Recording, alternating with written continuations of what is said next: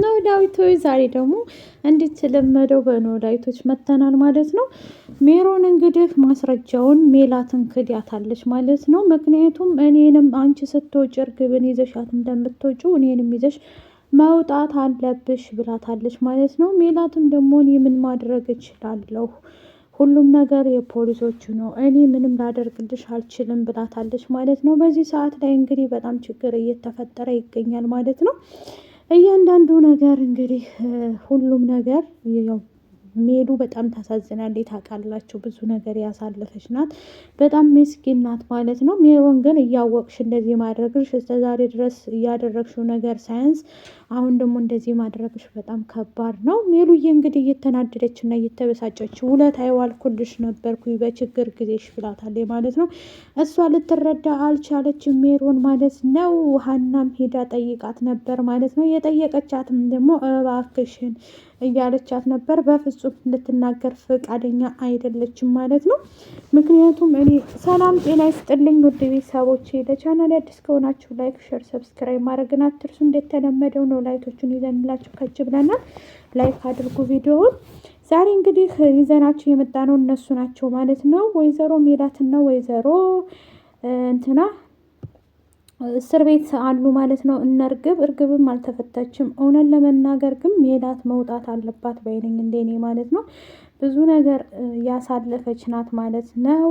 በጣም ብዙ ነገርን አሳልፋ ለዚህ እንትን ያለ ናት ማለት ነው። የበቃይ ናት። ግን ያለ ወንጀሏ እስር ቤት መቆየት ተግባቢ አይደለም ብዬ ነው የማስበው ማለት ነው። ሜላት እንግዲህ በጣም ታሳዝን ምስኪን ሴትዮ ናት ማለት ነው።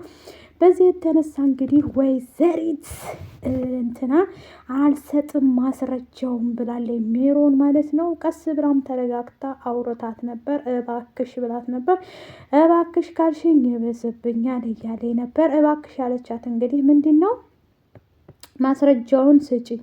ቁጭ ብላ እያወራቻት በተረጋጋ መንፈስ ምንድን ነው ያደረገችው እሷ? እኔ ይኸውልሽ አለቻት ማለት ነው። ምክንያቱም እሷን ስታስወጪ እርግብ ስትሄድ እኔም አብሬሽ መሄድ አለብኝ እንጂ በፍጹም እንደዚህ ሁኜ መሄድ አልፈልግም ብላለች ማለት ነው። በጣም ትልቅ ችግር ተፈጥሯል ታውቃላችሁ ማለት ነው። በጣም ብዙ ነገሮች የተፈጠሩበት ነው ማለት ነው።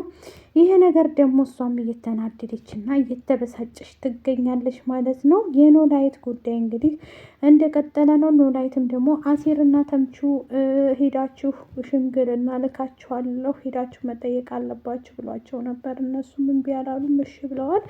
ሀናና ወደ አሴር ስመጣ አሴር እንግዲህ ምንም ማድረግ አይቻልም ሲመስለኝ። አታፈቅራትም። ብታፈቅራት ኖሮ ይህን ሁላ ጊዜ እንትን አትልም ነበር ማለት ነው። ዝም ብለህ አትመለከትም ነበር፣ ትጠይቅ ነበር ማለት ነው። እንግዲህ ስለማትወዳትና ስለማታፈቅራት ነው እንግዲህ ለኤላም ማሳልፈህ ልሰጠው ዝግጁ የሆንከው ማለት ነው። ኤላ እንኳ ከደሴ ድረስ መጥቶ ስለ ሀና ማውራቱን ወይም ደግሞ ሀናን አግኝቶ እያወራት እንደዚሁም ደግሞ የሀናን ፍቅረኛ ማወቅ እፈልጋለሁ ሲል እንኳ አንተ እሺ አፈላልጌ እነግርሃለሁ ያልክ ጎበዝ ነህ፣ አሳልፈህ ሰጥተሃታል። ስለዚህ አንተ ብትወዳትና ብታፈቅራት ኑሮ ማንም የሚወዱትን ልጅ የሚነካበት ሰው አይወድም ማለት ነው። ስለዚህ አንተ ቀድመህ ትጠይቃት ነበር፣ ግን እስከዛሬ ድረስ እየተንከረፈፍክ ይኸው እዚህ ደርሰሃል ማለት ነው። እሷ ጀግኒት ግን ቆፍጠን ብላ ሞላ ብላ እንግዲህ ከኢዛ ጋር ሆናለች። ሀናና ጽ የተጣሉበት ምክንያት ምንድን ነው? አንቺ አቁሚ፣ እኔ ራሴ እበቃለሁ፣ ስለዚህ አይመለከትሽም ስለኔ ህይወት፣ እሱ ከወደደሽ ይጠቅልልሽ። እንግዲህ ኢዛ የኔ ነው እያለች ነው። ሀናም ጽም የኔ ነው ትላለች። የማንኛቸውን ነው የምንሰማው? የማንኛቸውን ነው የምናየው ማለት ነው። በዚህ ሰዓት ላይ እንግዲህ ከባድ ችግሮችን እየፈጠሩ ይገኛሉ። አትጣሉ ነው የምንለው በተግባር ሁለታችሁም ተስማሙ እላለሁኝ። ጽ ደግሞ ያው ካልወደደሽ ኢዛ ምንም ማድረግ አይቻልም። ሀንቾ ደግሞ የምነግርሽ ነገር ልብሽን ስብሰብ አድርጊና ከአንደኛቸው ብትሆኝ እኔ ደስ ይለኛል ማለት ነው።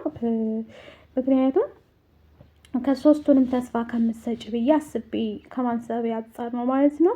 አንደኛቸውን ምረጪ ነው ምልሽ ማለት ነው። ከሌ ከምትይ ከሁለቱም መርጠሽ ልብሽን ሰብሰብ አድርገሽ ከአንደኛቸው ጋር ቁጭ ብትይ እመርጥልሻለሁኝ። ከሌ ስትይ ስጠብቂ እድሜሽን መጨረስ ነው ማለት ነው። በዚህ ሰዓት ላይ እንግዲህ እየተበሳጩና የተናደዱ ይገኛሉ ማለት ነው። የሀንዬ እንግዲህ አድናቂዎች ሀናን ወደ ልቧ እንድትሆን ወደ ቀልቧ እንድትሆን ምከሯት ነው የምለው። ሌላ ነገር ምንም አልልም ማለት ነው።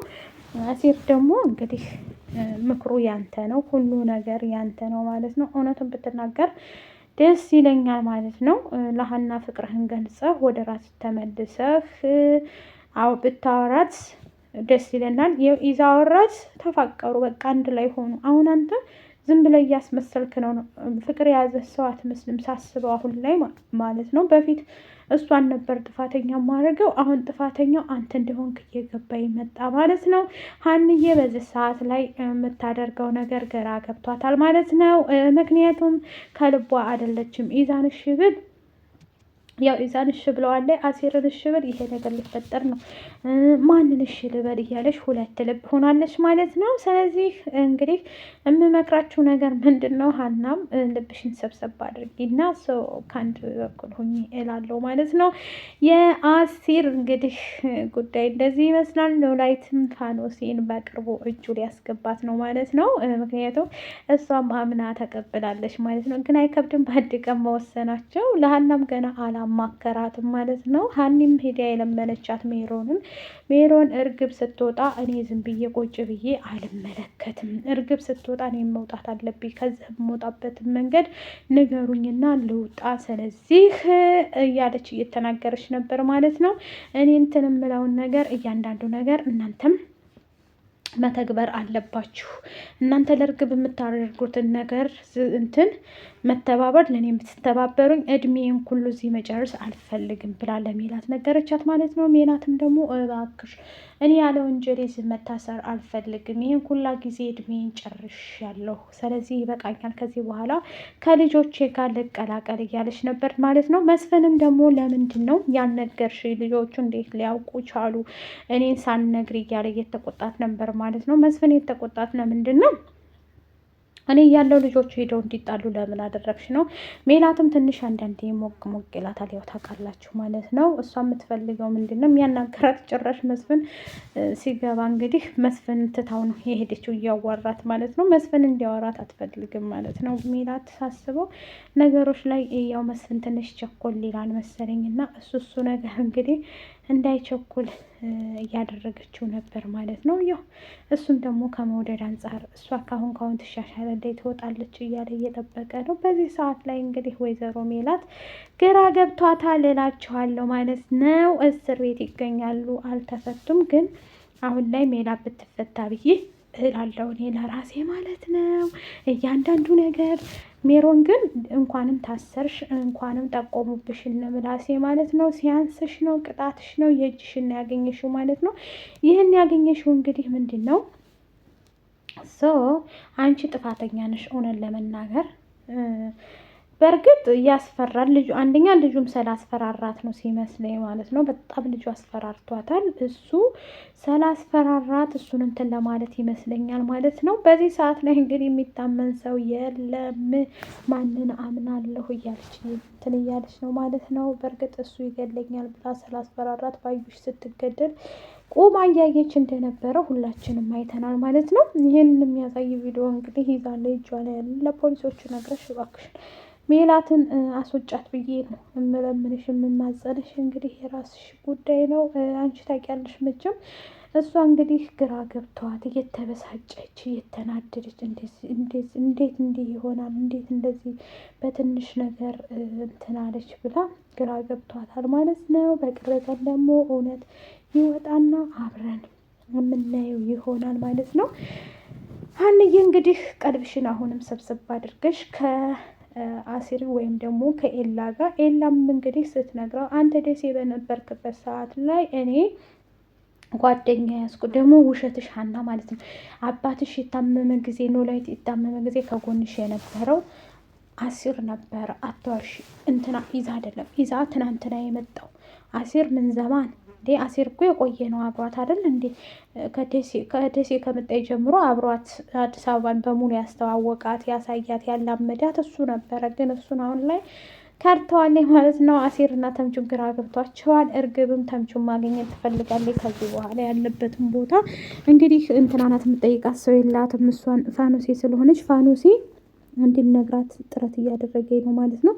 ተምቹ እንግዲህ ከሰማኝ ይሄዳል ብዬ አስባለሁ። እርግብን ስለ እርግብ ከነገሩት ቶሎ እንደሚሄድ ተስፋ አለኝ ማለት ነው። ግን እንትናዬ ተናገሪ፣ እውነት ለመናገር ሜሮንዬ አትቡጂ ከዚህ በኋላ እና ላይክ፣ ሼር፣ ሰብስክራይብ አድርጉ። እንወዳችኋለን።